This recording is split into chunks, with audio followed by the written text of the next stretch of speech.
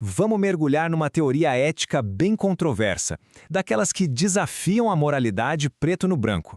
Prepare-se para escolhas impossíveis em momentos onde as regras simplesmente parecem não dar conta do recado. Ok, vamos começar com uma pergunta que, à primeira vista, parece ter uma resposta óbvia, não é? Mas a história por trás dela é muito, mas muito mais complexa e nos força a questionar o que realmente significa fazer o bem.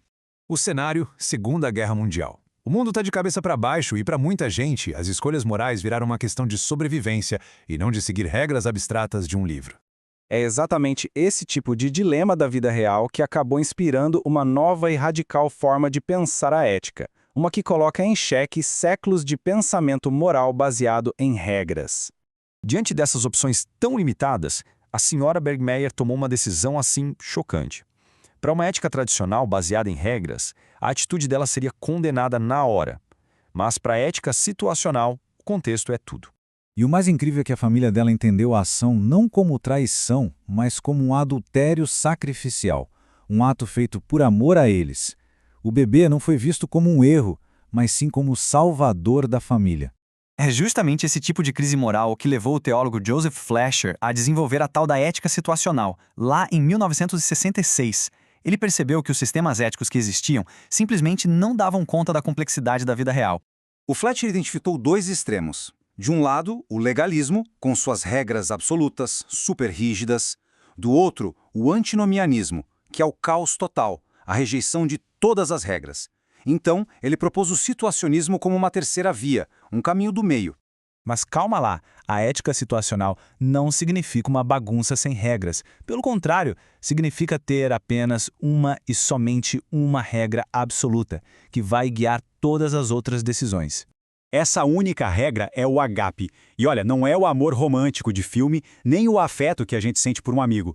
É um princípio de ação. É uma vontade deliberada de fazer o bem para o outro, sem se importar com sentimentos pessoais. É o amor como um ato da vontade, sabe? Para deixar a teoria mais sólida, o Fletcher a detalhou em 6 princípios. A essência de todos eles é que só o amor é bom em si mesmo. E por isso, ele se torna a regra máxima para qualquer decisão. Isso quer dizer que coisas como a justiça, por exemplo, são, na verdade, o amor sendo distribuído. O objetivo final é sempre buscar o bem do próximo, e as decisões têm que ser tomadas com base na situação específica, e não em regras prontas. E é aqui que a coisa fica bem polêmica.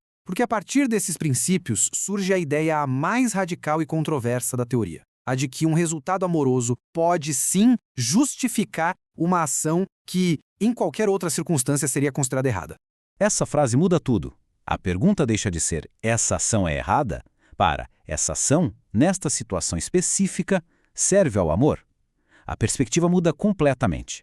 Para testar a teoria, vamos para outros cenários históricos bem pesados. Nesse caso, o amor pela criança entra em conflito direto com o amor pelo resto do grupo. Não existe uma escolha fácil ou pura aqui. Agora, se segura, porque este exemplo leva a teoria ao seu limite máximo.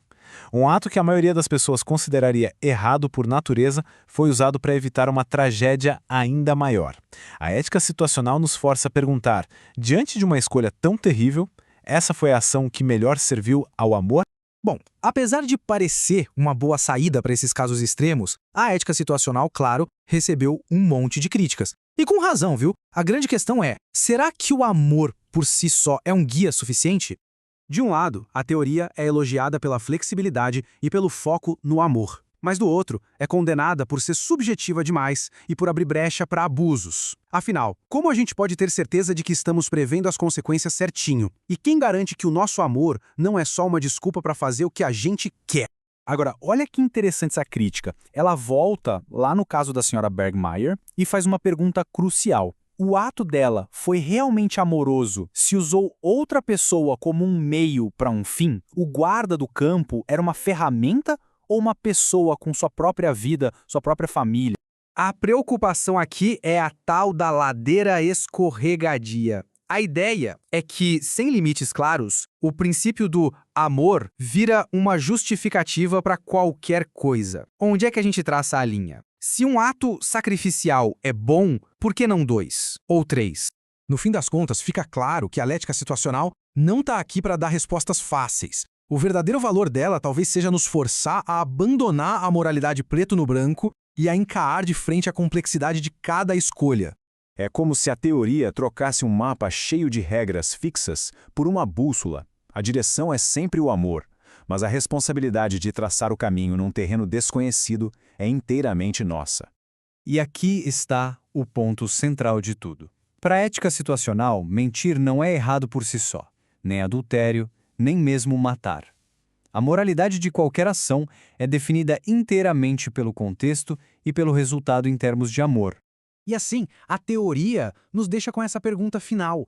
Num mundo de escolhas impossíveis e cheio de tons de cinza, quando os manuais de regras se calam, o que é que serve de âncora para as decisões morais?